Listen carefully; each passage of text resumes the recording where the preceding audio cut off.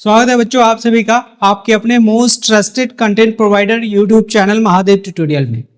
बच्चों अगर आप सीबीएसई बोर्ड एग्जाम्स की तैयारी करते हैं और अच्छे मार्क्स की उम्मीद करते हैं तो महादेव ट्यूटोरियल को लाइक और सब्सक्राइब करना ना भूलें, क्योंकि बच्चों यहाँ से वो सारे कंटेंट मैं अवेलेबल करवाने वाला हूँ जो आपके एग्जाम में अच्छे मार्क्स के लिए आवश्यक है। तो बच्चों चलिए आज हम लोग स्टार्ट करते हैं। ब्लड। बच्चों ब्लड क्या है? यह एक फ्लूइड कनेक्टिव टिश्यू है, क्योंकि यह फ्लूइड होता है, लिक्विड स्टेट में होता है और बॉडी के प्रत्येक पार्ट को कनेक्ट करता है, इसलिए ब्लड को फ्लूइड कनेक्टिव टिश्यू कहा जाता है। बच्चों ब्लड को अगर देखें तो बेसिकली दो कंपोनेंट हम लोगों को दिख जाता है। आप देख सकते हैं यहाँ पे मैंने डायग्राम यहाँ पे प्रेजेंट किया है।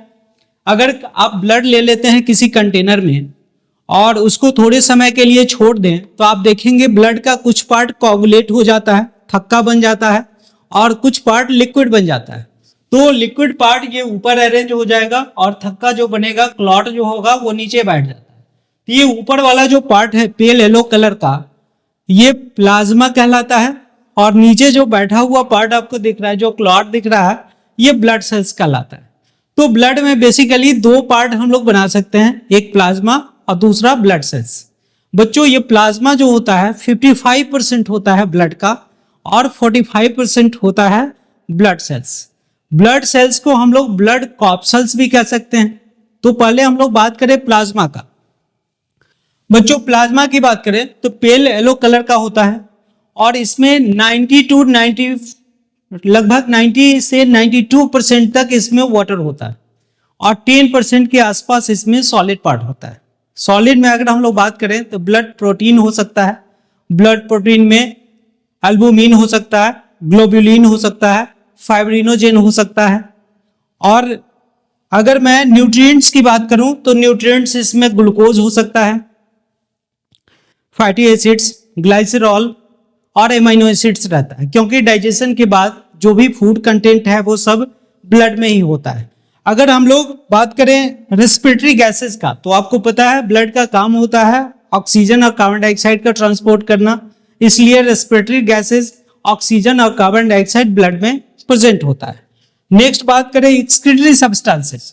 बॉडी के अंदर जितना भी मेटाबॉलिक रिएक्शंस होता है, मेटाबॉलिक रिएक्शंस के बाद एक बाई प्रोडक्ट बनता है, वेस्ट प्रोडक्ट बनता है। उस वेस्ट प्रोडक्ट को बॉडी से बाहर निकालने के रिस्पॉन्सिबिलिटी ब्लड की है। तो ब्लड के अंदर एक्सक्रीटरी प्रोडक्ट भी होता है। ये एक्सक्रीटरी प्रोडक्ट में अमोनिया हो सकता है, यूरिक एसिड हो सकता है, यूरिया हो सकता है और क्रिएटिनिन हो सकता है। बच्चों अगर मिनरल्स की बात करें, मिनरल्स आयन तो सोडियम आयन हो सकता है, magnesium ion, calcium ion, chloride ion, phosphate ion, bicarbonate, ये डिफरेंट आयन्स ब्लड में प्रेजेंट होते हैं। अगर एंजाइम्स की बात करूं मैं तो एंटीबॉडीज रहता है और हार्मोन रहता है। ठीक है, तो ये प्लाज्मा का कंपोनेंट हुआ। अगर हम लोग बात करें ब्लड सेल्स का, ब्लड कॉर्पसल्स का, तो बेसिकली इसमें तीन कंपोनेंट हम लोग को दिख जाता है, red blood cells, white blood cells और प्लेटलेट्स। बच्चों रेड ब्लड सेल्स को हम लोग इरिथ्रोसाइट कहते हैं। इरिथ्रो का मतलब होता ही है रेड, इसलिए इरिथ्रोसाइट कहते हैं, रेड सेल्स। इरिथ्रोसाइट का बेसिकली काम होता है ऑक्सीजन और कार्बन डाइऑक्साइड को ट्रांसपोर्ट करना। दूसरा पार्ट डब्ल्यूबीसी, डब्ल्यूबीसी को हम लोग ल्यूकोसाइट भी कहते हैं बिकॉज ये कलरलेस होता है। तो ल्यूकोसाइट का बेसिकली काम होता है डिफेंस। बॉडी में किसी तरह का अगर इंफेक्शन हुआ है तो उस इंफेक्शन से फाइट करने का काम करता है डब्ल्यूबीसी, इसलिए बच्चों डब्ल्यूबीसी को police man of the body भी कहा जाता है। नेक्स्ट तीसरा पार्ट है प्लेटलेट्स, ब्लड प्लेटलेट्स। ये ब्लड प्लेटलेट्स बच्चों इसको थ्रोम्बोसाइट्स कहते हैं और बेसिकली इसका काम होता है ब्लड क्लॉट का फॉर्मेशन करना। तो जिस समय कहीं पे बॉडी में अगर कट लग गया हो तो कट लगने के बाद उस समय क्लॉट बनाया जाता है ताकि ब्लड फ्लो को रोका जा सके। तो आप कह सकते हैं ब्लड क्लॉटिंग में मदद करने के लिए प्लेटलेट्स रिस्पॉन्सिबल होता है। बच्चों ये ओवरऑल ब्लड के बारे में आपको बताया। नेक्स्ट बात करेंगे हम लोग लिम्फ। लिम्फ होता क्या है? तो बच्चों यहाँ पे आप देख सकते हैं डायग्राम में, ये आपको दिख रहा है वेन है और ये आर्टरी है। आर्टरी से ऑक्सीजनेटेड ब्लड बॉडी के डिफरेंट ऑर्गन्स तक आता है और इस आर्टरी के द्वारा, आर्टरी ये फिर कैपिलरीज में कन्वर्ट होगा, ये कैपिलरीज डिफरेंट ऑर्गन्स को ब्लड डोनेट करता है ताकि डिफरेंट न्यूट्रिशनल वैल्यू उस टिश्यू तक पहुंचाया जा सके और उस टिश्यू के अंदर बने वेस्ट प्रोडक्ट को फिर से कैरी आउट किया जा सके। तो जो लिक्विड पार्ट डिफ्यूज होता है टिश्यू के अंदर और जब वो वेस्ट प्रोडक्ट लेकर लौट रहा होता है तो सिर्फ किसी भी टिश्यू से, किसी भी ऑर्गन से 90% फ्लूइड ही इस वेन के अंदर लौट पाता है और 10% फ्लूइड रिमेन उस टिश्यू के अंदर फंसा हुआ रह जाता है। तो जो 10% लिक्विड टिश्यू में फंसा हुआ रह जाता है उसे हम लोग टिश्यू फ्लूइड कहते हैं या इंटरस्टिशियल फ्लूइड कहते हैं। अब ये टिश्यू फ्लूइड को कैरी करने के लिए अलग से एक वेसल होता है जिसका नाम है लिम्फ वेसल। बच्चों यहाँ पे आप देख सकते हैं ग्रीन कलर का जो आप ट्यूब्यूल देख पा रहे हैं, इसको लिम्फ वेसल कहते हैं। इस लिम्फ वेसल का काम होता है उस टिश्यू के अंदर फंसे हुए 10% लिक्विड को कैरी करके लाना और उसको वेन में डाल देना। बच्चों ये वेन है, सब मिलकर के वेना कावा बनता है और ला करके वेना कावा में डाल देता है और वेना कावा से फिर से वो हार्ट के पास पहुंच जाता है। तो इस तरह से जो लिम्फ वेसल है या लिम्फ है ये ब्लड वॉल्यूम को मेंटेन करने का काम करता है। आप सोच सकते हैं बच्चों, अगर प्रत्येक बार ब्लड सप्लाई किया जाए ऑर्गन्स में और प्रत्येक बार 10% ब्लड उसमें फंसा हुआ रह जाए तो धीरे धीरे ब्लड वॉल्यूम कम हो जाएगा। तो लिम्फेटिक वेसल का मोस्ट इंपॉर्टेंट फंक्शन है ब्लड वॉल्यूम को मेंटेन करना। ठीक है, तो ये लिम्फ का मतलब हो गया बच्चों वो टिश्यू फ्लूइड जो लिम्फ वेसल के द्वारा कैरी किया जाता है उसे हम लोग लिम्फ कहते हैं। एक और बात मैं आपको बता दूं, जो 10% लिक्विड के बारे में मैं आपको बताया, जब तक वो इस टिश्यू के अंदर रहेगा तब तक उसे टिश्यू फ्लूइड कहेंगे और जैसे ही वो टिश्यू फ्लूइड इस लिम्फ वेसल के अंदर इन कर जाता है उस समय उसको लिम्फ कहते हैं।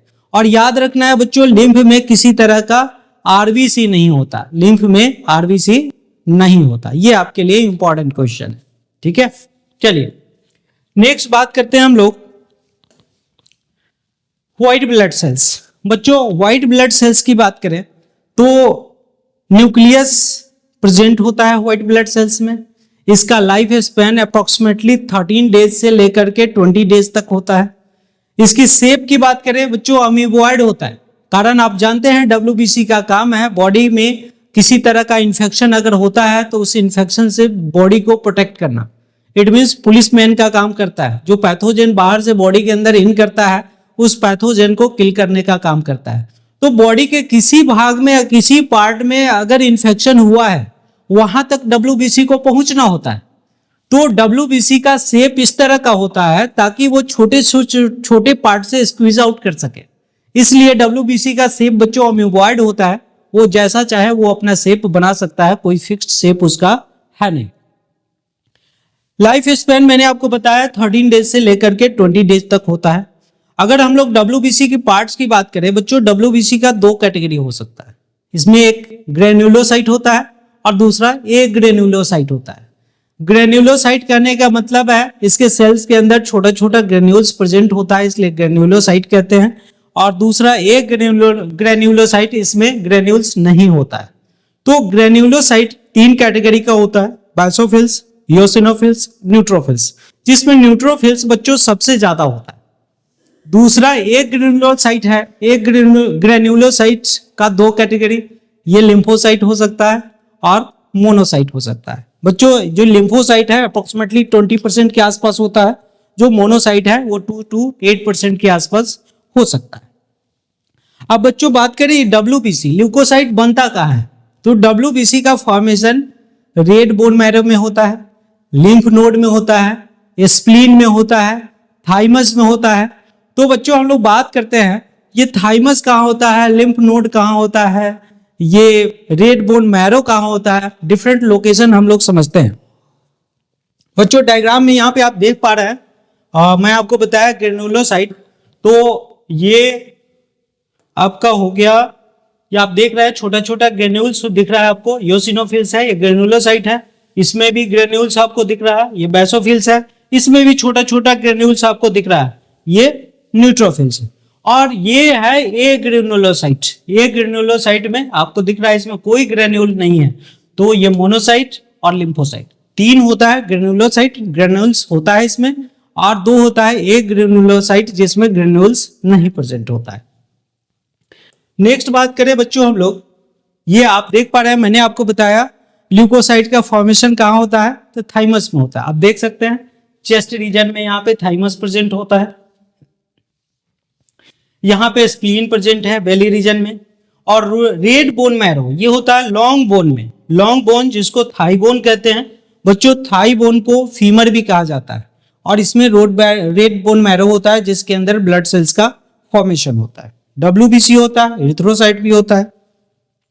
और बॉडी के डिफरेंट पार्ट में ये लिम्फ नोड इस तरह का होता है जिसका काम होता है WBC का फॉर्मेशन करना, ठीक है। अगर यहाँ पे देखें हम लोग रेड बोन मैरो का डिटेल स्ट्रक्चर, तो बच्चों रेड बोन मैरो के अंदर होता है हिमेटोपोइटिक सेल्स, और ये हिमेटोपोइटिक सेल्स दो तरह के सेल्स का फॉर्मेशन करता है, लिम्फोइड और माइलोइड सेल्स। लिम्फोइड सेल्स है ये लिम्फोसाइट का फॉर्मेशन करता है, ये T लिम्फोसाइट और B लिम्फोसाइट बनाता है जो बॉडी के इम्यून सिस्टम को मेंटेन करने के लिए रिस्पॉन्सिबल है। और दूसरा बच्चों जो माइलोइड प्रोजेनाइटर सेल्स है ये पैसोफिल्स, न्यूट्रोफिल्स, यूसिनोफिल्स, इरिथ्रोसाइट्स और मोनोसाइट्स का फॉर्मेशन करता है। तो इस तरह से आप देख सकते हैं जो फीमर है थाई बोन है जिसमें रेड बोन मैरो होता है और ब्लड सेल्स का फॉर्मेशन होता है। नेक्स्ट बात करें हम लोग बच्चों इरिथ्रोसाइट्स। इरिथ्रोसाइट को इरिथ्रो मीन्स होता है रेड और साइट मीन्स सेल्स, यानी कि रेड ब्लड सेल्स को हम लोग इरिथ्रोसाइट्स कहते हैं। RBC क्या है, रेड ब्लड सेल्स का है या इरिथ्रोसाइट्स का है। बच्चों इरिथ्रोसाइट्स के अंदर एक प्रोटीन होता है, पिगमेंट होता है जिसको कहते हैं हीमोग्लोबिन, और हीमोग्लोबिन का काम होता है बॉडी के अंदर ऑक्सीजन और कार्बन डाइऑक्साइड का ट्रांसपोर्ट करना। अगर शेप की बात करें RBC का, तो बच्चों शेप इसका बाई कनकेव होता है। आप देख सकते हैं यहाँ स्ट्रक्चर ये बीच में दबा हुआ होता है और किनारे पे ये थोड़ा सा थिक होता है, और इस स्ट्रक्चर को बाई कनकेव कहते हैं। बाई कनकेव होता है, ये ई न्यूक्लिएट होता है। इनिशियली जब इमैच्योर्ड कंडीशन होता है उस समय न्यूक्लियस तो होता है, लेकिन मैच्योर्ड होने के बाद जब ये वर्क करना स्टार्ट होता है उस समय न्यूक्लियस इसका डिसअपियर हो जाता है। इसका सिर्फ न्यूक्लियस ही डिसअपियर नहीं होता, इसके अंदर इंडोप्लाज्मिक रेटिकुलम, माइटोकॉन्ड्रिया सब डिसअपियर हो जाता है, क्योंकि इसे कैरी करना है ऑक्सीजन। तो मैक्सिमम स्पेस इसके अंदर बढ़ाना था ताकि ऑर्गेनिज्म का एफिशिएंसी बढ़ सके। तो बच्चों यही कारण है जो RBC के अंदर कोई भी सेलुलर ऑर्गेनेल प्रेजेंट नहीं होता है, लेकिन कब, जब मैच्योर्ड होता है तब। लाइफ स्पैन की बात करें, WBC का लाइफ स्पैन अप्रोक्सीमेटली 120 डेज होता है बच्चों। इसीलिए आपको कहा जाता है पीरियडिकली आपको ब्लड डोनेट करना चाहिए।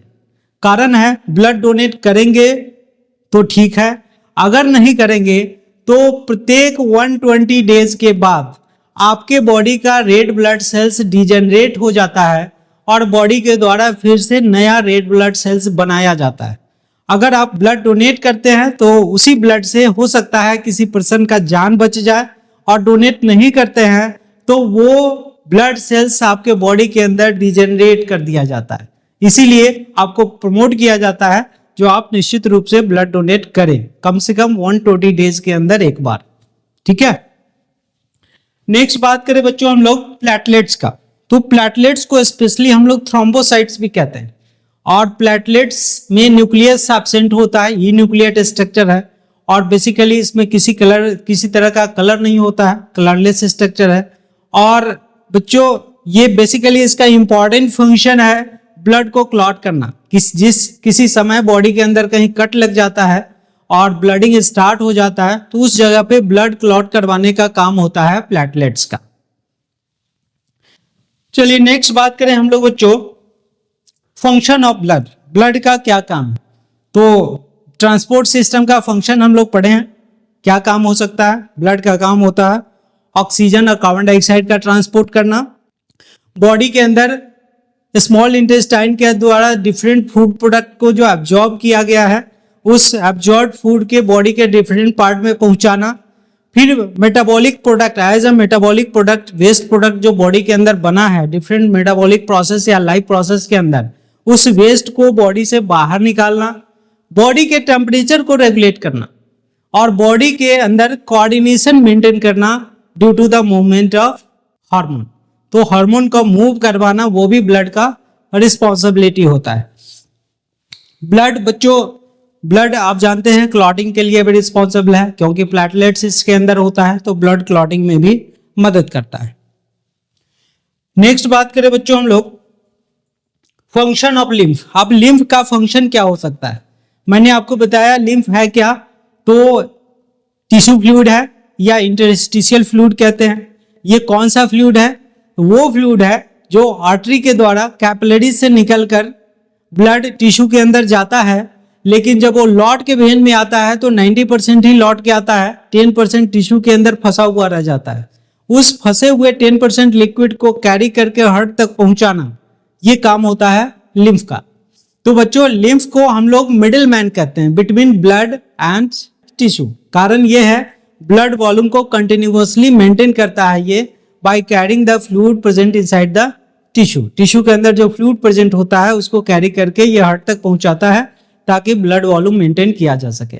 दूसरा सबसे इंपॉर्टेंट फंक्शन है लैक्टियल नाम का एक स्ट्रक्चर होता है इंटेस्टाइन के अंदर, जिसका स्पेशली काम होता है ग्लाइसरॉल और फैटी एसिड्स को एब्जॉर्ब करना। और तीसरा सबसे इंपॉर्टेंट ब्लड वॉल्यूम मेंटेन करने के लिए रिस्पॉन्सिबल मानते हैं। तो इंपॉर्टेंट फंक्शन अगर बात करें लिम्फ का, तो इसका इंपॉर्टेंट फंक्शन हो सकता है it maintains the blood volume, जो बॉडी के लिए आवश्यक है। ठीक है, तो बच्चों आज के लिए लेक्चर यहीं पे समाप्त करते हैं। मिलते हैं फिर नेक्स्ट क्लास में नए कंटेंट के साथ।